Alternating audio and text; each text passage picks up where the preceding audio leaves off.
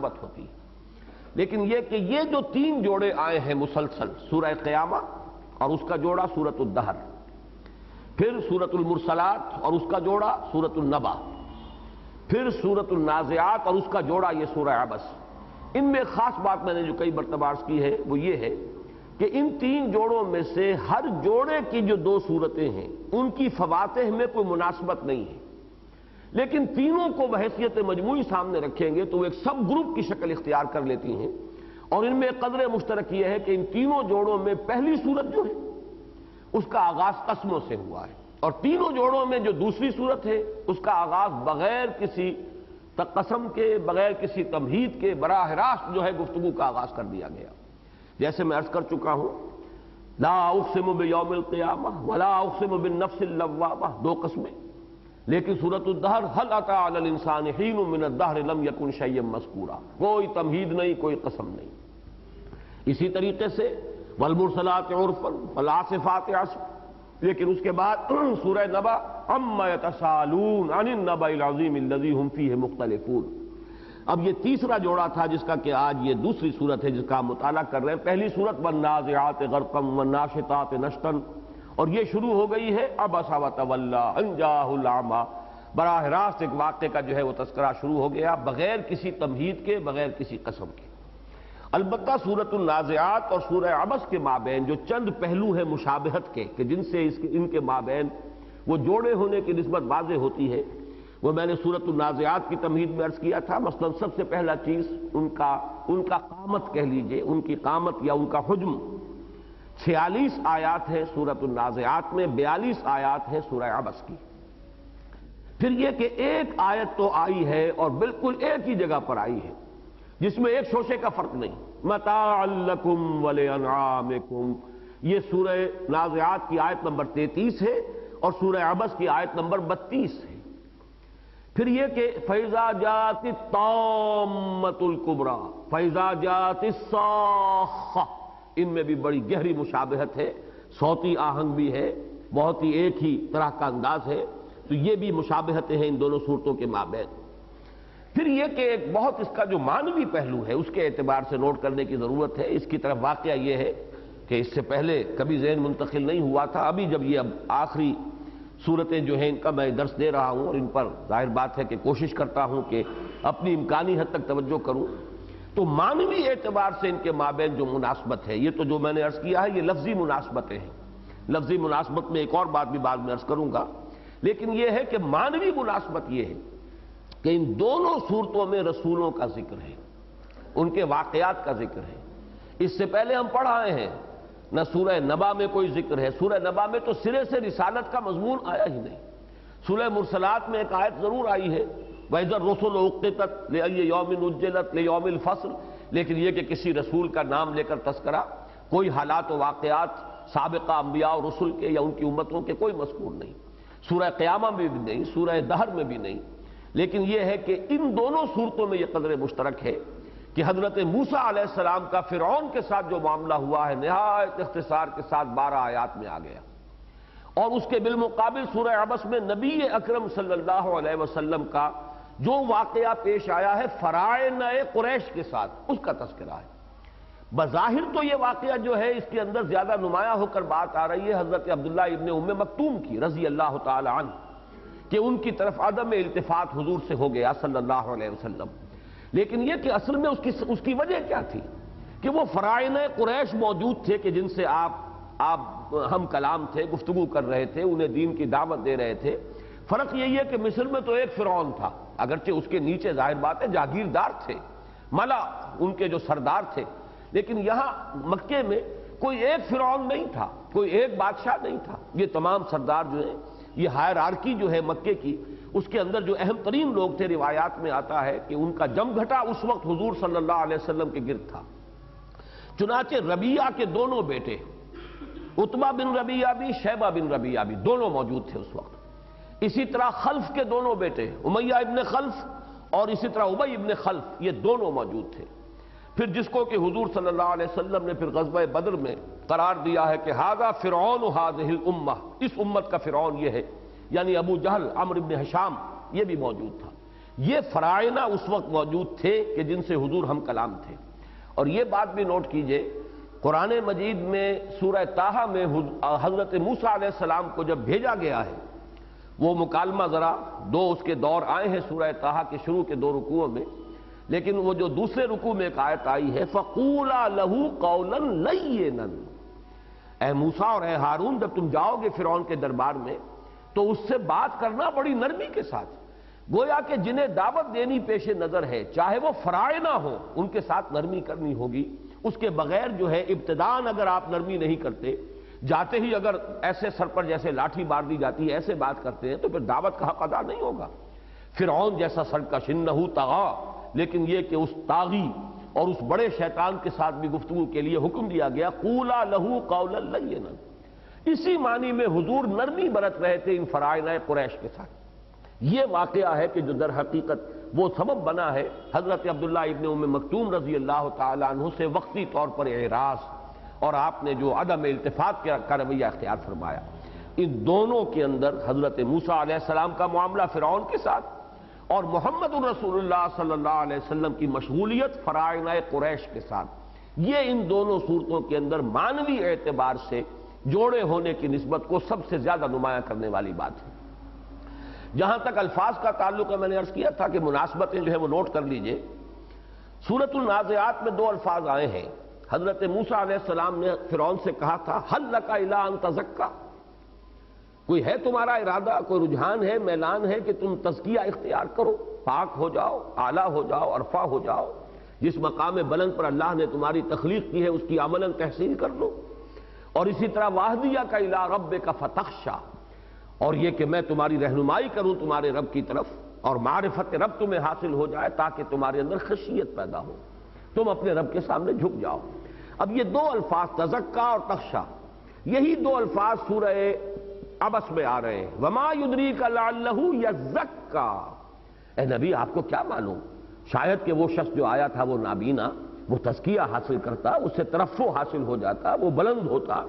اگر پہلے سے بلند ہے تو بلند سے بلند تر ہوتا۔ یہ میں بعد میں عرض کروں گا۔ ایک رائے یہ بھی ہے کہ خود وہ بھی ابھی ایمان نہیں لائے تھے، لیکن یہ کہ زیادہ مفسرین کی رائے ہے کہ وہ ایمان لا چکے تھے۔ اسی طریقے سے وَأَمَّا مَنْ جَاءَكَ يَسْعَىٰ وَهُوَ يَخْشَىٰ، وہ شخص کے جو چل کر آتا ہے، بھاگ دوڑ کر کے آتا ہے، محنت کر کے آتا ہے اور اس میں خشیت موجود ہے، تو وہی تزکا اور یزکا اور یخشا اور تخشا، ان چیزوں کو نوٹ کیجئے۔ اور خاص طور پہ آج میرا ذہن ادھر منتقل ہوا کہ یہ الفاظ اب جب ہم قرآن مجید میں بار بار پڑھتے ہیں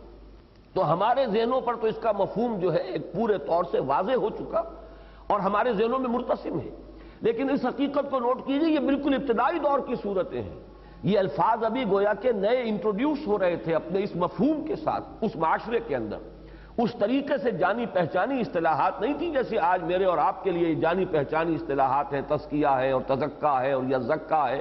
اس طریقے سے یہ تخشا اور خشیت۔ لیکن یہ کہ اس وقت جب کہ یہ الفاظ آ رہے تھے، ابھی یہ بالکل ابتدائی صورتیں ہیں، ابتدائی زمانے کی ہیں،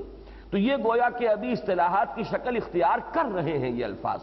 اور اس اعتبار سے ان الفاظ کا ان دونوں صورتوں کے اندر جمع ہو جانا گویا کہ ایک آئینہ ہے کہ جس کے اندر ایک عکس نظر آ رہا ہے، یہ بھی ان کے مابین جوڑے ہونے کی نسبت کو نمایاں کرتا ہے۔ ایک ایک آیت مبارکہ بھی ان دونوں صورتوں میں ایسی ہے کہ جن کا اسلوب ایک ہے، اسلوب کلام۔ انتم اشد خلقا ام السماء، اب یہاں رکنا چاہیے۔ ام السماء بناہا، سوال آیا اور سوال کے بعد جواب آیا ہے۔ ویسے پڑھا جا سکتا ام السماء بناہا، یہ بات غلط نہیں ہوگی، لیکن یہ کہ اصل جو کنسٹرکشن ہے جملے کی انتم اشد خلقا ام السماء، اب یہاں پر ایک سوالیہ نشان، اگرچہ عربی میں چونکہ یہ پنکچویشنز نہیں ہے، سائن آف ایکسکلیمیشن اور سائن آف انٹروگیشن، لیکن یہ کہ اگر آپ جو جدید انداز ہے اس کو سمجھیں گے تو یہاں ایک وقفہ آئے گا، اسی لیے توئے کا نشان ہوگا، آپ کو ملے گا قرآن مجید میں مصحف میں متن میں انتم اشد خلقا ام السماء بناہا۔ اسی طرح من ای شیء خلقہ من نطفہ خلقہ فقدرہ ثم السبیل یسرہ، تو یہ اسلوب جو ہے یہ بھی ایک ایک مرتبہ ان دونوں صورتوں میں آیا ہے۔ یہ چند نکات ہیں، باقی اگر آپ مزید غور کریں گے تو ان کے مابین مشابہتوں کے اور بہت سے پہلو جو ہیں وہ آپ کو مل جائیں گے۔ اب آئیے ہم آغاز کر رہے ہیں متن سے۔ عبس وتولی، عبسا تیوری چڑھائی، اس نے تیوری چڑھائی، یہ جو ہے صیغہ یہ غائب کا صیغہ ہے، خطاب نہیں ہے اس میں. عبسا اس نے تیوری چڑھائی، ماتھے پر بر پڑ جائیں، ایک چہرے پر انقباض کے آثار ہو جائیں. عبوساً قمطریرہ کا لفظ بھی قرآن مجید میں آیا ہے، یہ غالباً سورۃ الدہر میں. تو اس سے عبسا کے معنی ہے تیوری چڑھانا، اظہار ناپسندیدگی، انقباض کی کیفیت کا چہرے پر ظاہر ہو جانا. وتولا اور رخ پھیر لیا، رخ موڑ لیا، اعراض کیا، بے اعتنائی کی، عدم التفات. انجاہ الاعمی کہ آیا اس کے پاس وہ اندھا، الاعمی کیونکہ الف لام معرف باللام ہے تو معین ہو گیا کہ ایک اندھا کوئی معین ہے، ایک شخص نابینا شخص آیا. اب اس میں نوٹ کر لیجئے کہ اس میں بالکل اجماع ہے کہ عبسا وتولا اس کے فاعل محمد الرسول اللہ صلی اللہ علیہ وسلم. لیکن اسلوب جو ہے یہاں خطاب کا نہیں ہے، بلکہ اسلوب جو ہے صیغہ استعمال کیا گیا غائب کا. اس کے دونوں مفہوم لیے گئے ہیں. ایک تو یہ کہ عتاب کا یہ اسلوب ہے کہ عتاب میں گویا کہ ایک طرح سے ایک بیزاری کا اظہار کرنے کے لیے متکلم جو ہے جس سے ناراض ہو اس سے براہ راست بات نہیں کرتا. لوگوں کو کیا ہو گیا ہے، یہ کیا کر رہے ہیں، ما بال قوم یفعلون کذا و کذا، کیا ہو گیا لوگوں کو، یہ کام کر رہے ہیں. براہ راست خطاب نہیں کیا جا رہا، اس میں عتاب کی شدت ہوتی ہے. اس لیے کہ جب خطاب براہ راست ہوتا ہے تو اس میں تو ایک عنایت ہے، التفات ہے. لیکن یہ کہ اگر آپ کسی سے ناراض ہو تو آپ کو معلوم ہے کہ آپ روح در روح ہوتے بھی نہیں، آنکھوں سے آنکھیں نہیں ملاتے، بلکہ اس کا ذکر بھی کریں گے تو چاہے موجود ہو اس مجلس میں لیکن وہ غائب کے صیغے میں کریں گے. یہی مضمون ہے کہ جو بہت ہی وضاحت کے ساتھ سورہ عنکبوت کے شروع میں آیا، احسب الناس ان یترکوا ان یقولوا آمنا.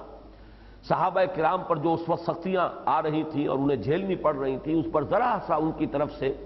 ایک بے چینی اور پریشانی کا اظہار ہوا تو اللہ تعالیٰ نے اظہار ناراضگی فرمایا کہ کیا لوگوں نے یہ سمجھا تھا کہ چھوٹ ہو جائے گی اور چھوٹ جائیں گے صرف یہ کہنے سے کہ ہم ایمان لے آئے، وہم لا یفتنون، اور انہیں آزمایا نہ جائے گا. ان میں بھی وہاں بھی خطاب نہیں کیا گیا، اس لیے کہ اس میں در حقیقت عتاب کی شدت ہوتی ہے. لیکن اسی کا ایک پہلو اور بھی ہے، اور آج جب میں غور کر رہا تھا تو مثال بھی سامنے آئی کہ جیسے عربی زبان میں تنوین جب آتی ہے تنکیر کے لیے تو تنکیر تفخیم کے لیے بھی ہوتی ہے، توہین کے لیے بھی ہوتی ہے. کسی شے کی عظمت ظاہر کرنی ہے تو اس کو بھی نکرہ کی صورت میں اس کا تذکرہ کریں گے، اور کسی شے کی اہمیت کو گھٹانا ہو اور اس کی توہین مقصود ہو تو بھی اس کو نکرہ کی صورت میں لائیں گے تنوین کے ساتھ. اسی طریقے سے یہ جو اعراض ہو رہا ہے اور براہ راست خطاب نہیں ہے، صیغہ غائب میں بات ہو رہی ہے، جہاں اس میں یہ امکان پیدا ہوا کہ اس میں عتاب کی شدت ہے کہ اللہ تعالیٰ براہ راست خطاب بھی نہیں فرما رہے کہ اے محمد یہ آپ نے کیا کیا صلی اللہ علیہ وسلم. یہ بھی ہو سکتا تھا. ایک رائے یہ ہے، اور ایک رائے یہ ہے کہ اصل میں اس میں بلکہ ایک شفقت ہے محمد الرسول اللہ صلی اللہ علیہ وسلم کے لیے کہ کسی کو براہ راست خطاب کر کے ملامت کرنا زیادہ شدید ہوتا ہے بنسبت اس کے کہ اس کا ذکر جو ہے صیغہ غائب کے اندر کر دیا جائے. اس کی وہ مثال ہے جو میں پہلے بیان کر چکا ہوں کہ حضور صلی اللہ علیہ وسلم یہ بربنائے حکمت یہ طریقہ اختیار کرتے تھے کہ اگر کسی شخص میں یا کسی گروہ میں یا کسی جماعت یا قبیلے میں کوئی بری بات آپ کو نظر آئی تو بجائے اس کے کہ ان کا نام لے کر تذکرہ کیا جائے، ما بال قوم یفعلون کذا و کذا، کیا ہو گیا ہے فلاں قوم کو یا لوگوں کو کہ یہ ایسا ایسا کر رہے ہیں. تو اس میں گویا کہ شفقت کا پہلو ہوتا ہے کہ ان کو نمایاں نہ کیا جائے. بہرحال یہ دونوں آراء موجود ہیں اور میں نے دونوں آپ کے سامنے پیش کر دی. جہاں تک انجاہ الاعمی کا معاملہ ہے، اعمی کون ہے اس پر اجماع ہے کہ یہ حضرت عبداللہ ابن ام مکتوم ہے رضی اللہ تعالی عنہ. یہ بنی عامر میں سے تھے. ابن ام مکتوم جو ہے ان کا ایک مخفف نام ہے، اگرچہ ایک رائے یہ ہے کہ ان کی والدہ نہیں تھی ام مکتوم بلکہ ان کی دادی تھی ام مکتوم. ہو سکتا ہے کہ وہ چونکہ قبیلے میں زیادہ کوئی نامور خاتون ہو اور ان کا تذکرہ زیادہ ہوتا ہو، اس اعتبار سے بجائے ماں کی طرف نسبت کے ان کی جو نسبت تھی دادی کی طرف زیادہ مشہور ہو گئی. یہ بات جو ہے امام راضی نے صراحت کے ساتھ لکھی ہے کہ یہ ام مکتوم ان کی والدہ کا نام نہیں تھا، دادی کا نام تھا. لیکن مولانا مودودی صاحب نے ایک بات لکھی ہے، اگرچہ اس کا حوالہ غالباً صراحت کے ساتھ نہیں دیا ہے، کہ یہ قریبی عزیز تھے عبداللہ ابن ام مکتوم حضرت خدیجہ رضی اللہ تعالی عنہا کے. ام مکتوم مولانا مودودی کی جو وہ رائے ہے جو انہوں نے ظاہر کی اس کے مطابق حضرت خدیجہ رضی اللہ تعالی عنہا کی پھوپھی تھی. اس معنی میں تو اگر تو وہ دادی ہیں حضرت عبداللہ ابن ام مکتوم کی، تو گویا کہ وہ ام مکتوم جو ہے وہ پھوپھی ہوئی، تو حضرت عبداللہ ابن مکتوم جو ہے وہ ان کے اگر دادی ہیں تو پھر بھتیجے ہو گئے، اور اگر وہ والدہ ہیں تو پھر وہ بھائی ہو گئے، ان کے پھوپھی ذات بھائی۔ ان کا جو والد کا نام ہے شریح ہے، عبداللہ ابن شریح ابن مالک۔ ان کے ساتھ یہ واقعہ پیش آیا، اور اس پر چونکہ اللہ تعالیٰ کی طرف سے عتاب ہوا ہے، ظاہری طور پر گرفت ہوئی ہے، حضور کو روکا گیا ہے، ٹوکا گیا ہے، تو اس کے لیے پھر بعد میں حضور کا یہ معاملہ ہو گیا تھا کہ جب بھی حضرت عبداللہ ابن ام مکتوم آتے تھے، نابینا تھے، تو حضور خطاب کرتے ہوئے کہتے تھے مرحبا بمن عاتبنی فیہ ربی، مرحبا اس شخص کو، خوش آمدید جس کے بارے میں میرے رب نے مجھ پر عتاب فرمایا، اظہار ناراضگی فرمایا۔ پھر ان کا جو مرتبہ رہا ہے صحابہ کرام میں، 2 مرتبہ حضور نے مدینہ منورہ میں انہیں اپنی نیابت عطا فرمائی ہے۔ حضور جب باہر جا رہے تھے تو اس سفر کے دوران گویا کہ خلافت بھی آپ اسے کہہ لیں، وہ عارضی خلافت ہے، جیسے کہ حضرت ہارون علیہ السلام کو حضرت موسیٰ نے خلیفہ بنایا جبکہ جا رہے تھے کوہ طور پر، ایسے ہی حضور جب مدینے سے باہر جاتے تھے تو کسی نہ کسی کو وہاں مدینے میں انچارج بنا کر وہ نیابت اور خلافت عطا فرما کر، تو 2 مرتبہ یہ سعادت حضرت عبداللہ ابن ام مکتوم کے ہاتھ میں آئی ہے۔ پھر یہ بھی نوٹ کیجئے، یہ وہ 2 میں کے دوسرے شخص ہیں جنہیں حضور نے مدینہ منورہ بھیجا تھا تبلیغ کے لیے۔ جب وہاں سے کچھ حضرات آئے تھے اور بیعت عقبہ اولیٰ ہوئی، اور اس کے بعد انہوں نے کہا کہ ہمیں کوئی ایسا شخص ہمارے ساتھ بھیج دیجئے کہ جو قرآن مجید سے خوب واقف ہو، اس کا ماہر ہو، عالم ہو، تاکہ وہ ہمیں قرآن پڑھائے۔ اب آپ سے تو ملاقات 1 سال کے بعد ایام حج ہی میں ہوگی، تو حضور نے مصعب ابن عمیر رضی اللہ تعالیٰ عنہ کو بھیجا، ان کی کچھ دنوں کے بعد حضرت عبداللہ ابن ام مکتوم کو بھی بھیج دیا۔ اور ایک آخری بات ان کے بارے میں اور نوٹ کر لیں، نابینا ہونے کے باوجود یہ اکثر جہاد میں بھی شرکت کرتے تھے، اور جنگ قادسیہ میں ان کی شہادت ہوئی ہے، اس وقت زرہ انہوں نے پہنی ہوئی تھی اور جھنڈا ان کے ہاتھ میں تھا۔ یعنی نابینا انسان بھی ایک کام تو کر سکتا ہے کہ ایک جگہ پر کھڑا ہو اور جھنڈا اس کے ہاتھ میں ہو، اور جھنڈے کو وہ گرنے نہ دے جب تک کہ اس کی جان نہ نکل جائے۔ یہ کام حضرت عبداللہ ابن ام مکتوم رضی اللہ تعالیٰ عنہ نے غزوہ قادسیہ میں، قادسیہ کی جنگ میں کیا ہے۔ غزوے کا لفظ میں نے غلط استعمال کیا، غزوہ صرف اسے کہتے ہیں جس میں حضور صلی اللہ علیہ وسلم کی بھی شرکت ہوئی۔ بہرحال یہ آئے حضور کی خدمت میں، اور حضور اس وقت مصروف گفتگو تھے ان فرائض قریش کے ساتھ۔ اس میں ایک نام اور آتا ہے، میں نے اس لیے ان کا نام اس وقت نہیں لیا تھا، علیحدہ کر کے کہہ رہا ہوں کہ حضرت عباس ابن عبد المطلب بھی ان میں شریک تھے، اس مجلس میں موجود تھے جن سے کہ حضور اس وقت گفتگو فرما رہے تھے۔ وہ بعد میں ایمان لے آئے ہیں، اور ظاہر بات ہے کہ وہ ان فرائض کی فہرست میں شامل کبھی بھی نہیں تھے۔ حضور صلی اللہ علیہ وسلم کے ساتھ ان کی محبت، جیسے کہ ابو طالب کی تو خیر بہت شدید محبت تھی، لیکن حضرت عباس کا رویہ بھی بہرحال وہ کبھی نہیں رہا کہ جو ابو لہب کا رہا ہے۔ فرائض میں شمار ہو سکتا ہے، فرائض قریش میں تو ابو لہب کا تو ہو سکتا ہے، باقی یہ کہ حضرت عباس کا نہیں ہو سکتا۔ ان کے ساتھ مصروف گفتگو تھے کہ یہ حضرت عبداللہ ابن ام مکتوم آ گئے۔ اب میں عرض کر رہا ہوں آپ سے، جسے پہلے حوالہ دے چکا ہوں، ایک رائے یہ بھی ہے کہ یہ بھی اس وقت تک ایمان نہیں لائے تھے۔ یہ آئے تھے حضور کے سامنے اور حضور کے پاس دریافت کرنے کے لیے، کچھ میلان تھا طبیعت کے اندر ایک فطری جو ہے رجحان موجود تھا، لیکن یہ کہ آئے تھے سوال کرنے کے لیے کہ آپ کی دعوت کیا ہے، آپ کا پیغام کیا ہے۔ لیکن یہ شاذ رائے ہے، اگرچہ الفاظ جو آگے آ رہے ہیں ان سے زیادہ مناسبت اس شاذ رائے کی ہے، اس لیے کہ فرمایا گیا وَمَا يُدْرِيكَ لَعَلَّهُ يَزَّكَّىٰ اَوْ يَذَّكَّرُ فَتَنْفَعَهُ الذِّكْرَىٰ۔ آپ کو کیا پتا ہے محمد صلی اللہ علیہ وسلم، آپ کو کیا معلوم کہ وہ شخص جو نابینا آیا تھا جس سے آپ نے اعراض کیا ہے، اس لیے کہ آپ ان کی طرف مشغول تھے اور التفات فرما رہے تھے اور ان سے اعراض کیا، کیا پتا کہ وہ پاکیزگی حاصل کرتا، وہ ترفع حاصل کرتا، اس کو وہ تزکیہ نفس جو ہے اس کے حصول کے لیے اس کے اندر جذبہ موجزن تھا۔ وما یدریک لعلہ یزکا، اس کا ان مفسرین نے جنہوں نے یہ کہا ہے کہ وہ سوت اسلام نہیں لائے تھے، یزکا سے مراد لیا ہے وما یدریک ان یسلم، آپ کو کیا معلوم، لعلہ ان یسلم، ہو سکتا ہے کہ وہ اسلام لے آتے اور آپ کی دعوت کو قبول کرتے، لبیک کہتے۔ لیکن یہ کہ اکثر لوگوں کی رائے جو ہے وہ یہ ہے کہ وہ ایمان لا چکے تھے، اور حضور صلی اللہ علیہ وسلم نے جو ان کی طرف التفات نہیں فرمایا تو وہ اسی پیرائے میں اور اسی انداز میں کہ یہ تو اپنا ہی ہے، ظاہر بات ہے کہ ایمان لا چکا ہے، میرا ساتھی ہے، اگر اس کی طرف سے کچھ اس وقت بے اعتنائی ہو بھی جائے گی تو نقصان نہیں ہوگا، لیکن یہ جو سرداران قریش ہیں، اگر میں ان کو کسی طریقے سے اسلام کے قبول کرنے پر آمادہ کر لوں اور اپنی توجہ پوری کی پوری ان پر مرتکز رکھوں، تو یہ اسلام کے لیے بھی اور خود ان اہل ایمان کے لیے بھی، ان مسلمان فقراء اور غرباء کے لیے بھی کہ جو ایمان لائے ہیں اور اب سختیاں جھیل رہے ہیں اور مشقتیں برداشت کر رہے ہیں ان فرعونہ قریش کے ہاتھوں، ان کو بھی کچھ سکون ملے گا، انہیں بھی کچھ اس سے جو ہے وہ رستگاری ملے گی۔ تو اس وجہ سے حضور نے عدم التفات کیا۔ انہوں نے چونکہ نابینا بھی تھے، اس میں اصل میں اعمیٰ میں ایک گویا کہ اللہ تعالیٰ کی طرف سے اس لفظ کے استعمال میں یہ بھی کہا جا سکتا تھا کہ عبداللہ ابن ام مکتوم آئے یا ایک شخص آیا، لیکن اعمیٰ کا لفظ کہہ کر ان کی طرف سے ایک گویا کہ معذرت بھی یہاں پر خود ہی سامنے آ گئی۔ وہ اندازہ نہیں کر سکے کہ اس وقت کی جو نشست ہے وہ کس نوعیت کی ہے، کیسے کیسے لوگ جو ہے اس وقت جمع ہیں، اور حضور کے چہرے پر ظاہر بات ہے کہ جب بھی کبھی کسی بات پر انقباض ہوتا ہے تو اس کے آثار ظاہر ہوتے ہیں، تو آنکھوں والا تو دیکھ لیتا ہے کہ حضور کو ایک بات ناگوار ہو رہی ہے اور ابتدائی مرحلے ہی میں وہ متنبہ ہو جائے گا، لیکن چونکہ وہ نابینا تھے انہیں اندازہ نہیں ہو سکا کہ حضور کو یہ بات ناپسند ہو رہی ہے، حضور اس وقت دخل در معقولات کو پسند نہیں فرما رہے ہیں، حضور کے سامنے اس وقت دین کی اور پھر یہ کہ اہل ایمان کی مصلحتیں ہیں،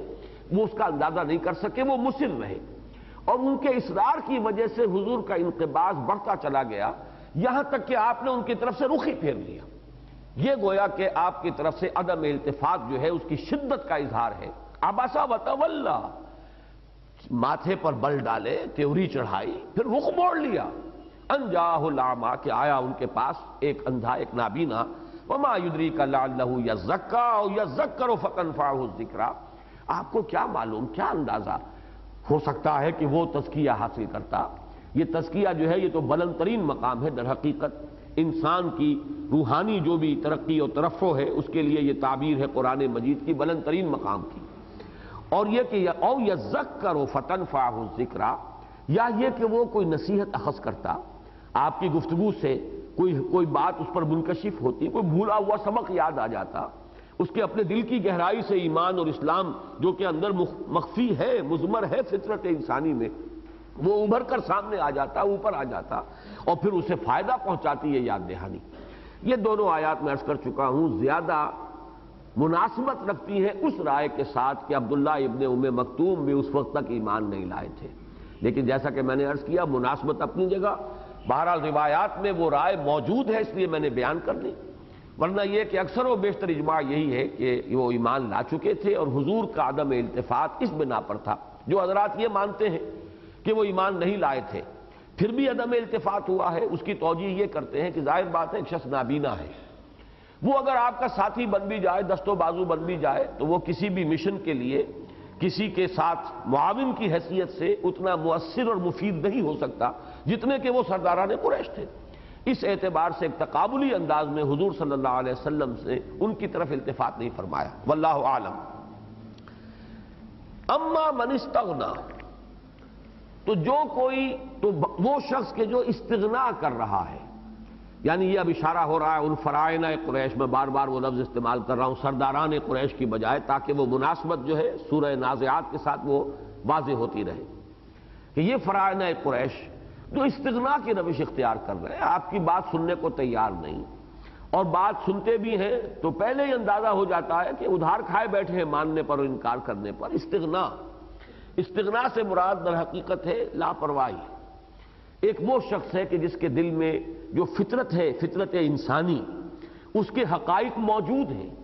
وہ تو پھونک پھونک کر قدم رکھتا ہے، میں کسی کا دل نہ دکھا دوں، کسی کی حق تلفی نہ کر دوں، کیونکہ اس کے اندر وہ ایک اخلاقی حص موجود ہے، فَأَلْهَمَهَا فُجُورَهَا وَتَقْوَاهَا، چاہے ایمان نہ لایا ہو، ابھی اس کا وہ مرحلہ اس کی زندگی میں نہ آیا ہو، اس طریقے سے انشراح نہ ہوا ہو کہ ایمان لے آئے، لیکن یہ کہ ایک شخص شریف النفس ہے، شریف الطبع ہے، تو وہ بہرحال کسی بات کو سنتا بھی ہے تو غور کرتا ہے۔ ایک وہ ہے جسے پرواہ ہی نہیں، کس کا دل ٹوٹتا ہے اور کس کی حق تلفی ہو رہی ہے اور کس کے اوپر زیادتی ہو گئی ہے اور مجھ سے کون سا غلط کام سرزد ہو گیا ہے، اور کوئی حق کی بات کہیں بھی جا رہی ہو تو اس کی طرف التفات نہیں ہے۔ یہ جیسے کہ سورۃ اللیل میں آیا ہے، فَأَمَّا مَنْ أَعْطَىٰ وَاتَّقَىٰ وَصَدَّقَ بِالْحُسْنَىٰ فَسَنُيَسِّرُهُ لِلْيُسْرَىٰ وَأَمَّا مَنِ اسْتَغْنَىٰ وَأَمَّا مَنْ بَخِلَ وَاسْتَغْنَىٰ وَكَذَّبَ بِالْحُسْنَىٰ فَسَنُيَسِّرُهُ لِلْعُسْرَىٰ، تو تقویٰ کے مقابلے میں استغنا کا لفظ آیا ہے۔ ایک وہ ہے جو پھونک پھونک کر قدم رکھتا ہے، محتاط ہے، اسے احساس ہے، چاہے وہ اپنے ضمیر ہی کے سامنے اپنے آپ کو اکاؤنٹیبل سمجھ رہا ہے، ابھی ایمان بالآخرہ، ایمان باللہ اسے حاصل نہیں ہے، تب بھی ضمیر نام کی شے تو اس کے اندر ہے، وہ اپنے آپ کو جواب دے سمجھتا ہے اپنے ضمیر کے سامنے، وہ ہے وہ بنیادی گویا کہ اس کے اندر خیر کا مادہ موجود ہے۔ اور ایک مستغنی ہے، فکر ہی نہیں ہے، نہ ضمیر جو ہے وہ اتنا زندہ ہے، بلکہ یوں کہیے کہ مردہ ہو چکا ہے کہ وہ ضمیر کی خلش بھی موجود نہیں۔ اما من استغنا، جو استغنا کی روش اختیار کرتا ہے، فانت لہ تصدی، تو آپ اس کے درپے ہوتے ہیں، بار بار کوشش کر رہے ہیں، محنت کر رہے ہیں، لعلک باخع نفسک الا یکونوا مؤمنین، آپ اس طرح اپنے آپ کو ہلکان کر رہے ہیں ان کے پیچھے کہ یہ ایمان نہیں لا رہے، صدمہ ہے، اور ان کے لیے جو ہے دن رات آپ نے ایک کر دیے ہیں۔ تصدی کا لفظ جو ہے بڑا عجیب ہے، اس کے بارے میں تینوں آراء ہیں۔ زیادہ رائے تو یہ ہے کہ یہ صاد دال دال صدد کے مادے سے ہے، جس کے معنی ہے کسی چیز کے درپے ہو جانا، روکنے کے معنی میں بھی، اور یہ کہ کسی شے کے پیچھے لگ جانا، یہ دونوں مفہوم جو ہے صاد دال دال میں ہے۔ لیکن یہ عربی زبان کا قاعدہ ہے کہ اگر کسی لفظ کے آخر میں یہ دو الفاظ آ رہے ہیں دال دال، تو یا تو یہ کہ ایک دال کو ساقط کر دیا جائے گا اور یا اس کو یا سے بدل دیا جائے گا، تو اس معنی میں یہ تصددو ہے، فانت لہ تصددو، اس کے لیے تو آپ جو ہے لگے ہوئے ہیں، پیچھے اس کے پڑے ہوئے ہیں، درپے ہیں، محنت کر رہے ہیں، جو کہ یہ تصدیٰ کی شکل اختیار کر گیا۔ اور بہرحال ایک رائے یہ بھی ہے کہ صاد دال یہ اس کا مادہ ہے، ایک یہ بھی ہے کہ صاد دال اور حمزہ اس کا مادہ ہے، یہ ذرا زیادہ لغوی بحث ہو جائے گی، لیکن زیادہ رائے یہی ہے کہ یہ جو سدود کا لفظ ہے، صدّ یصدّ، سدودن، روکنا، رکنا، پیچھے پڑ جانا، یہ ہے در حقیقت جس سے کہ لفظ بنا ہے۔ اما من استغنا فانت لہ تصدی، تو جو استغنا برت رہا ہے، بے پرواہی کا مظاہرہ کر رہا ہے، اس کے تو آپ پیچھے پڑے ہوئے ہیں، اس پر اپنے آپ کو ہلکان کیے دے رہے ہیں، بڑی محنت کر رہے ہیں۔ وما علیک الا یزکا، اور آپ پر کچھ نہیں ہے، کوئی الزام نہیں ہے، کوئی ملامت نہیں ہے،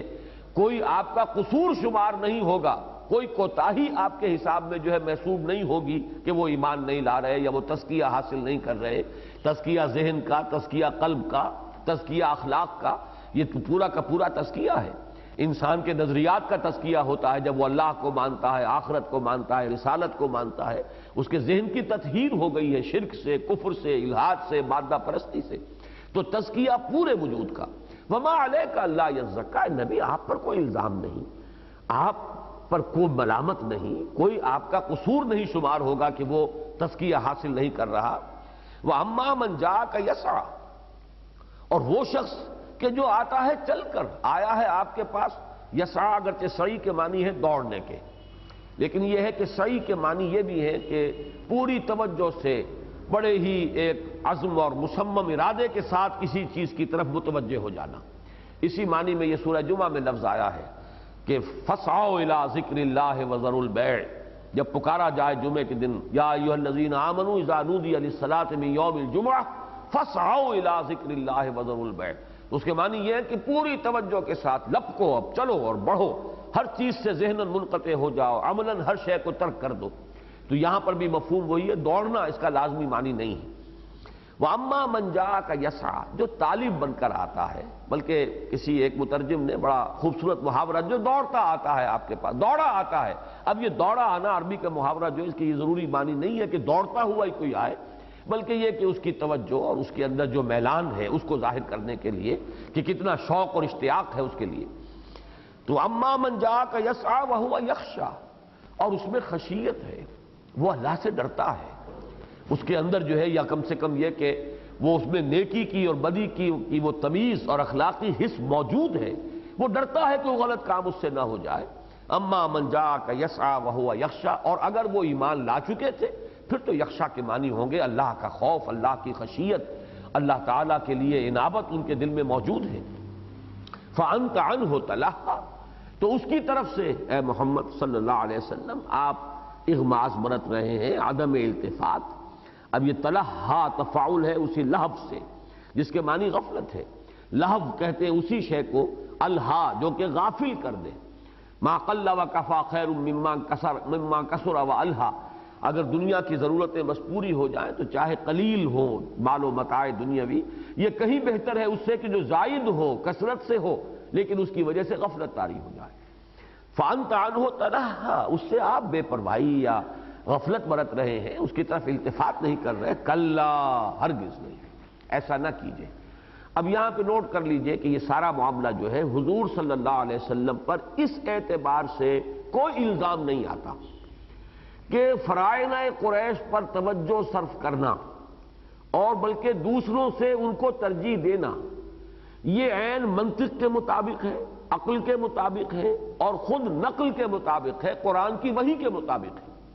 اس لیے کہ جب قرآن حضرت موسیٰ علیہ السلام کو حکم دیتا ہے، اللہ تعالیٰ نے حکم دیا کہ جاؤ اذهب الى فرعون انه طغى، یہ تو گویا کہ سنت رہی ہے، یہ تمام انبیاء کرام کے ضمن میں اللہ تعالیٰ کی سنت رہی ہے کہ اللہ تعالیٰ پیدا ہی ان کو کرتا تھا کسی بھی تہذیب، کسی علاقے، کسی کے مرکزی شہر، جہاں سے گویا کہ وہ نرو کنٹرول، نرو سینٹر ہو جو اس تہذیب کا، اس علاقے کا، اور جو طبقہ اعلیٰ ترین ہوتا ہے کسی معاشرے کے اندر، وہی اولین مخاطب ہوتا ہے ہوتا تھا انبیاء کرام کا اور اللہ کے رسولوں کا۔ حکم ہوتا تھا کہ سیدھے جا کر ان سے بات کرو، اذهب الى فرعون انه طغى۔ یہ نہیں کہا گیا کہ جاؤ پہلے ذرا بنی اسرائیل کے اندر اصلاح کی تحریک شروع کرو، ان کو ذرا تجدیدی کوشش ہو تاکہ ان کے اندر بھی ان کے ایمان اور عمل کے اندر بہتری کی شکل پیدا ہو جائے، پھر ذرا قوم فرعون کے اندر بھی